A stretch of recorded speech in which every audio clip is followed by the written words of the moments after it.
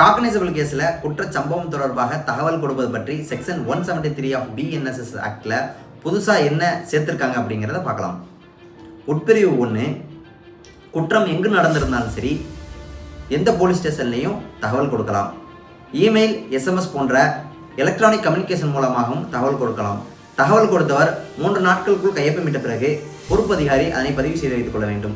உட்பிரிவு 3 கீழ் தண்டனையாக குறைஞ்சபட்சம் 3 ஆண்டிலிருந்து 7 ஆண்டுக்கு கீழுள்ள குற்றம் சம்பந்தமாக புகார் வரும்போது பொறுப்பு அதிகாரி DSP மற்றும் மேலதிகாரியிடம் முன்னனுமதி பெற்று 14 நாட்களுக்குள் முதல் கட்ட விசாரணை நடத்தி முடிக்க வேண்டும்.